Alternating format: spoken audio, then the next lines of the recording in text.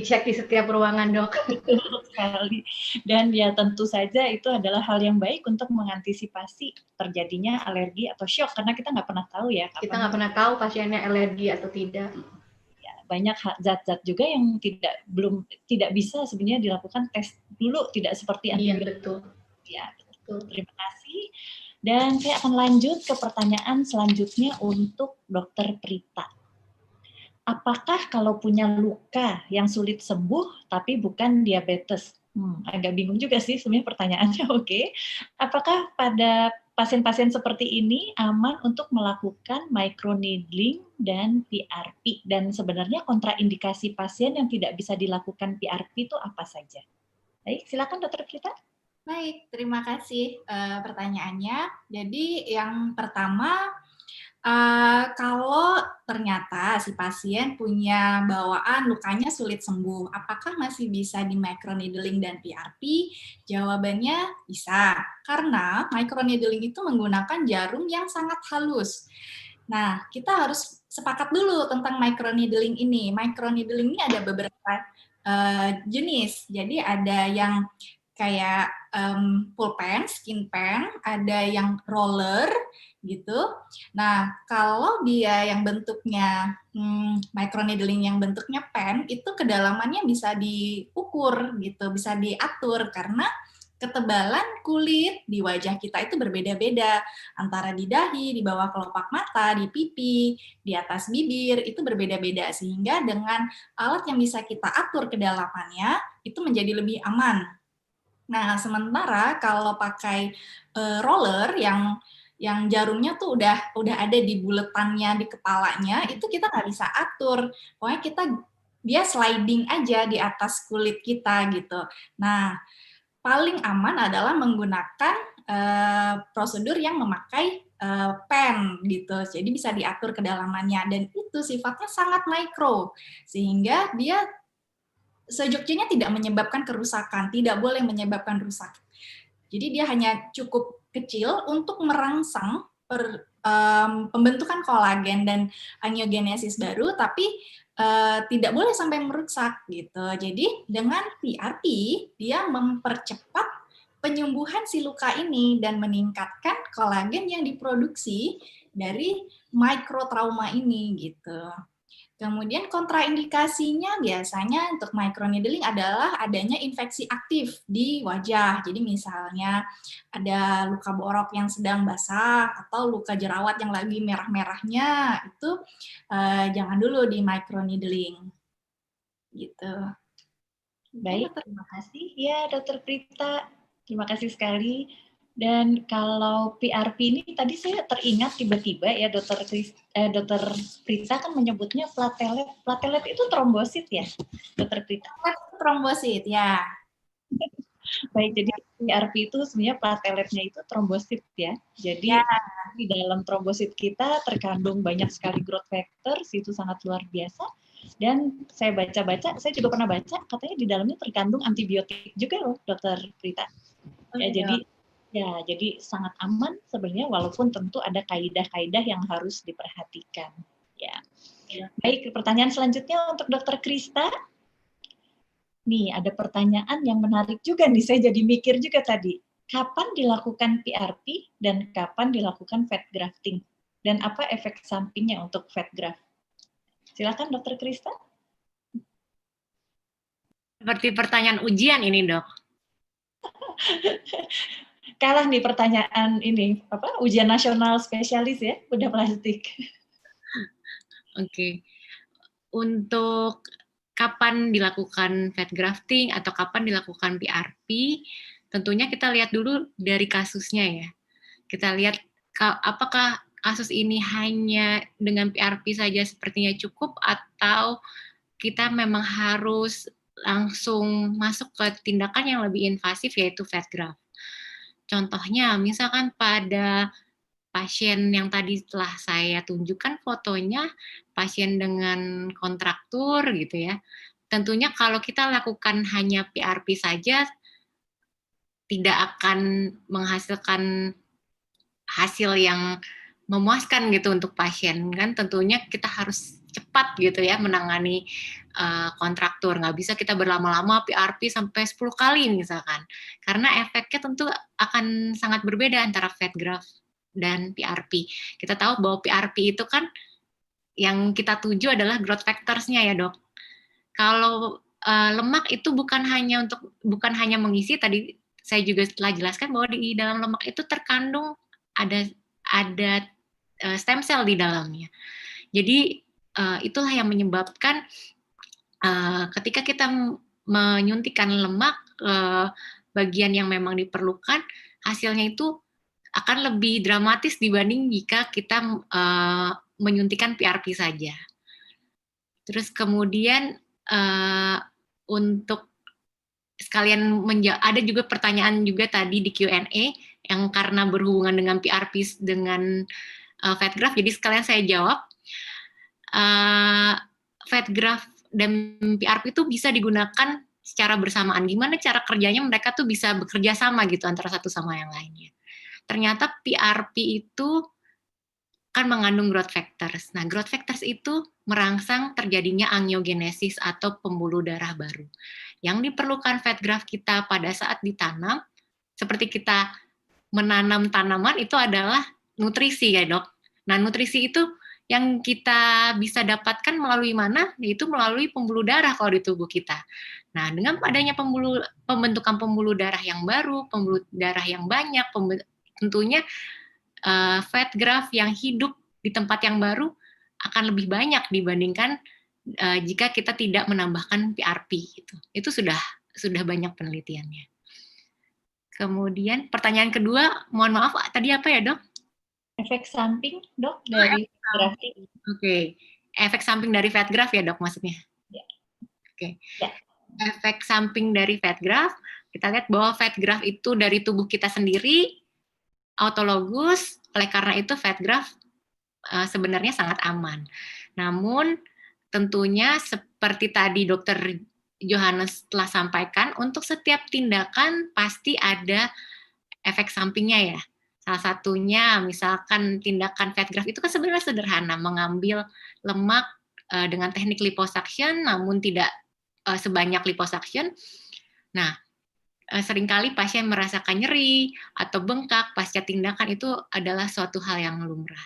Namun satu hal lagi yang saya mesti sampaikan lagi, fat graft ada efek samping yang paling kita takutkan nih, yaitu efek sampingnya berupa emboli.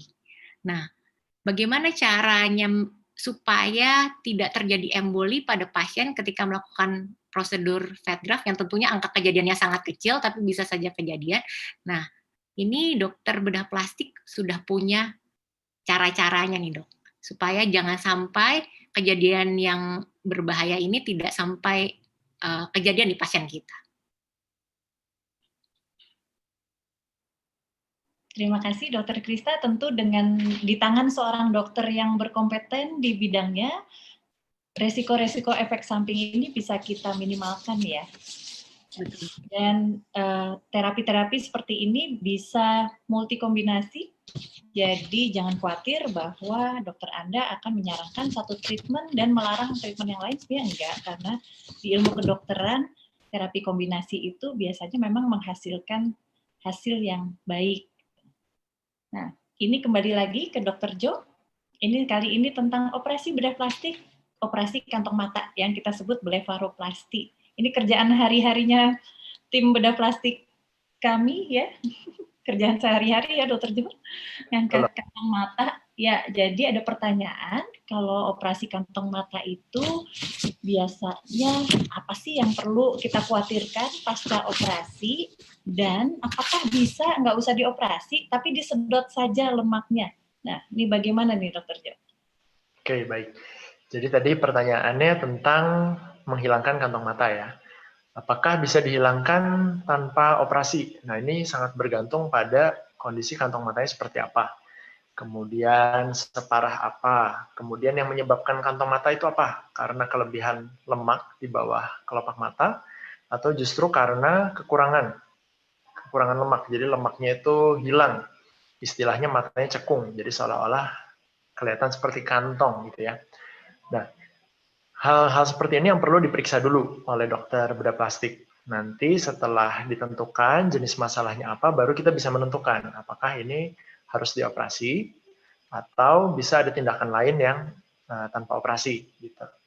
Kalau misalnya masalahnya adalah kelebihan lemak di bawah kelopak mata, nah biasanya memang memerlukan tindakan operasi.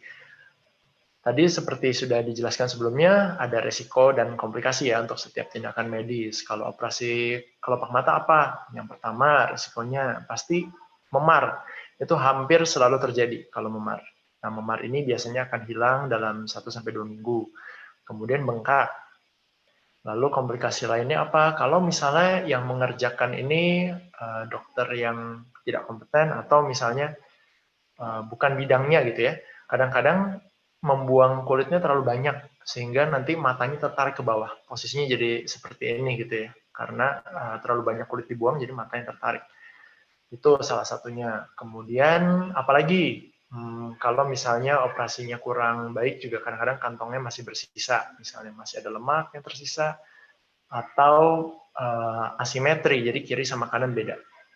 Jadi itu beberapa komplikasi yang mungkin terjadi pada operasi kelopak mata. Tentunya komplikasi tersebut sangat bergantung pada kondisi pasien dan dokter yang mengerjakan. Jadi baiknya kalau memang mau menjalani operasi itu, diskusi yang baik dengan dokternya, supaya jelas dulu sebelum melakukan tindakan.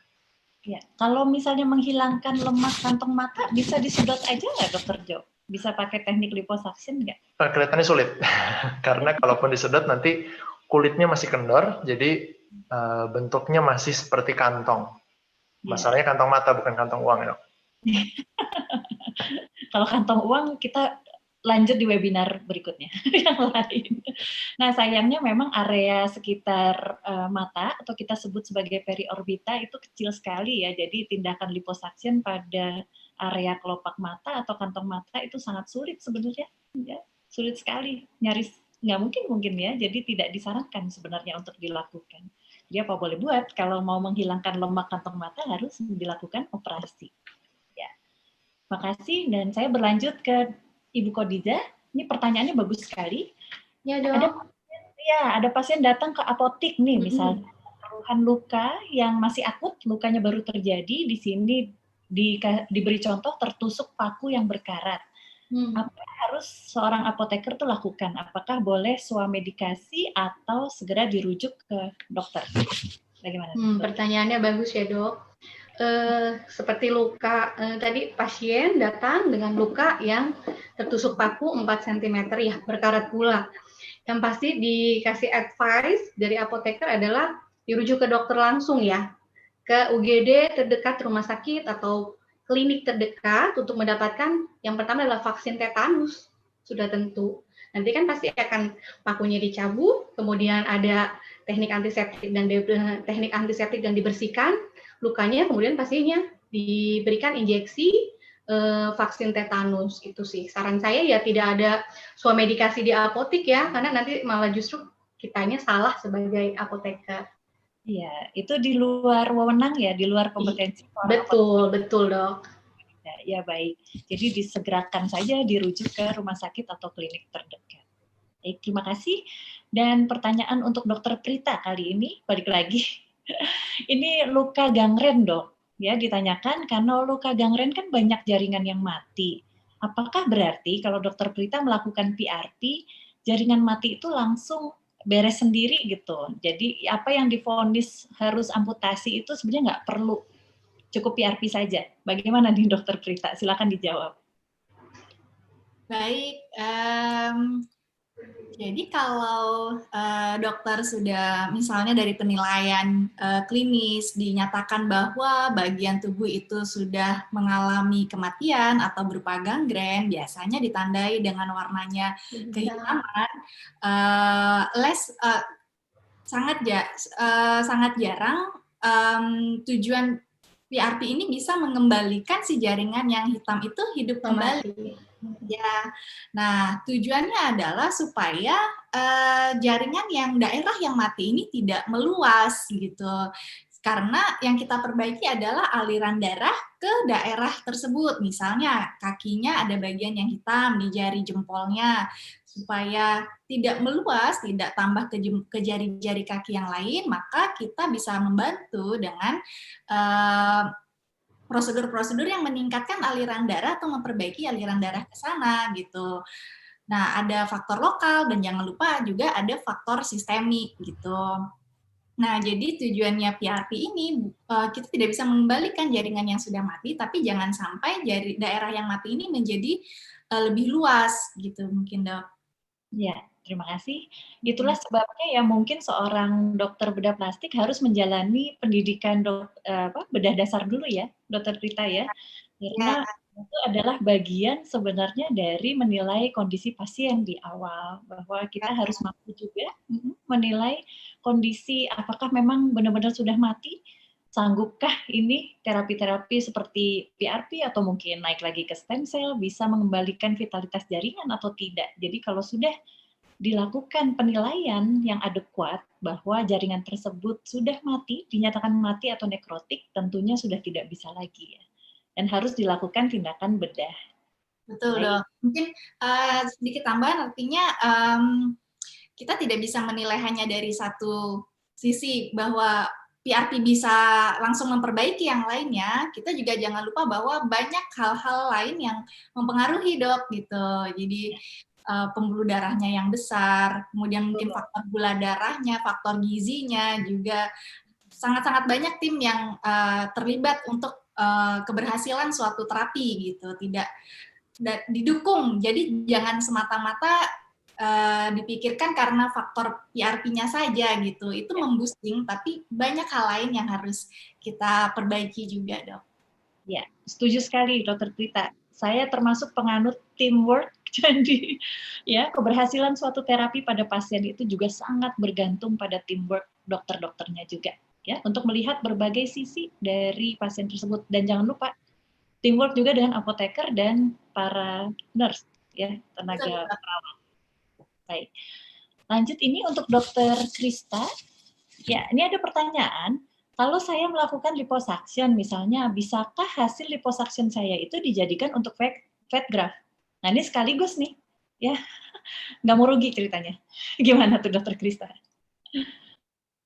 Jawabannya bisa sekali. Jadi sekali mendayung, dua pulau terlampaui ya, Dok? Iya. Tapi jangan lupa juga ya, alatnya harus spesifik juga. Alat liposuction kadang-kadang itu merusak jaringan lemak, ya. Kalau liposuction dilakukan dengan laser, biasanya itu hasil pecahan lemaknya tuh sudah mati sel-selnya, jadi tidak bisa lagi dijadikan fat graft. Jadi Anda juga harus bicara dengan dokternya kalau memang ingin hasil dari liposuction-nya itu mau dijadikan fat graft, jadi dokter bedah plastiknya akan melakukan teknik liposuction yang berbeda, yang mempertahankan sel lemaknya supaya masih hidup pada saat dimasukkan. Jadi seperti di klinik kami, jika kita lakukan prosedur, tentunya akan disesuaikan pengambilan lemaknya dengan kanul yang berbeda, misalkan. Yeah. Nah, itu sebenarnya teknikal sekali sih, Dok. Tapi itu semata-mata dilakukan supaya fat graft yang nantinya akan dimasukkan ke bagian tubuh yang diinginkan, itu akan bertahan lebih lama. Baik. Ya, terima kasih. Ya, itu semua teknik ya. Teknik yang tepat tentu akan menghasilkan hasil yang baik. Pertanyaan terakhir, walaupun masih banyak sekali juga nih yang masuk baru, ya. Pertanyaan terakhir untuk Dr. Jo. Ini banyak sekali juga dari tadi pertanyaan tentang keloid nih, karena orang worry sekali dengan apa yang namanya keloid, ya. Jadi tindakan bedah plastik semacam apa yang bisa menghasilkan bekas operasi yang non keloid, atau bahkan kalau sudah keloid nih baiknya dibagaimanakan supaya tidak berulang lagi, dan apakah mungkin terulang lagi? Ada pertanyaan seperti itu. Silakan, Dr. Jo. Ya, baik. Terima kasih untuk pertanyaan ini. Yang pertama, tentang kejadian keloid ya. Jadi keloid ini salah satu faktor pentingnya adalah lokasi lukanya. Secara teori, lokasi yang banyak sekali timbul keloid itu di mana? Yaitu di telinga, kemudian di dada, di bahu, dan di punggung.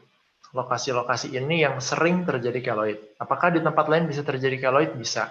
Tapi memang kemungkinannya lebih kecil atau lebih jarang, gitu ya. Lalu, bagaimana caranya supaya tidak terbentuk keloid? Tadi kembali sama dengan jawaban yang di awal ya, tentang bagaimana membuat scar yang baik. Nomor satu adalah teknik. Kemudian material untuk menjahit misalnya. Yang ketiga adalah perawatan luka sesudahnya. Nah, seandainya sudah terjadi keloid, apa yang bisa dilakukan? Hingga saat ini banyak sekali pilihan terapi untuk mengatasi keloid ya. Nah, biasanya terapi yang